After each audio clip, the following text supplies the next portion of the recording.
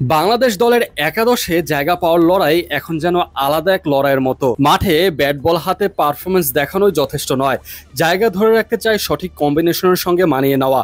এই দুটোনার মাঝে আলোচনায় নুরুল হাসান সোহান। ধারাবাহিক পারফরমেন্স, ফিনিশার হিসেবে সুনাম, তারপরও একাদশের বাইরে। বিষয়টি নিয়ে মুখ খুললেন প্রধান কোচ ফিল সিমন্স। শ্রীলঙ্কার বিপক্ষে সুপার 4 ম্যাচে কেন একাদশে ছিলেন না সোহান, সেই প্রশ্নের উত্তরে সিমন্স বললেন, মূলত সেরা কম্বিনেশন তৈরির জন্যই এমন সিদ্ধান্ত। তার ভাষায়, হ্যাঁ, সবার সময় আসে। রিশাদ ভালো বল করেও একাদশের বাইরে চলে গেছে। আমরা সম্ভাব্য সেরা একাদশ নিয়ে মাঠে নামার চেষ্টা করছি। আগের ম্যাচে ভালো করেও আপনি বাদ পড়তে পারেন কম্বিনেশনের কারণে। ব্যাপারটা কঠিন, তবে একাদশে যেন সঠিকভাবে বেছে নেওয়া হয় সেই চেষ্টা করছি। এতে হয়তো একাদশের সুযোগ পাওয়া অনেকের জন্য কঠিন হচ্ছে।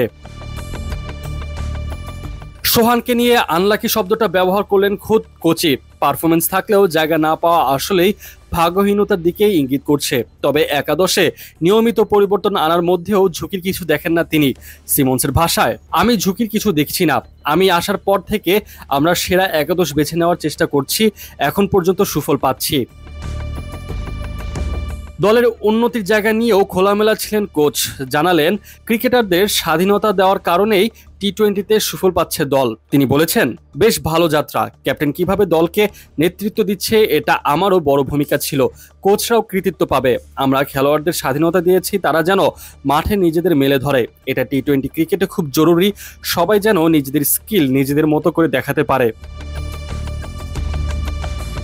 শ্রীলঙ্কার বিপক্ষে দুর্দান্ত জয় হলেও ভারতের ম্যাচে একাদশে অপরিবর্তিত থাকবে কিনা সেই নিশ্চয়তা নেই, কারণ টিম ম্যানেজমেন্ট এখনও তাকিয়ে আছে সেরা কম্বিনেশনের দিকে।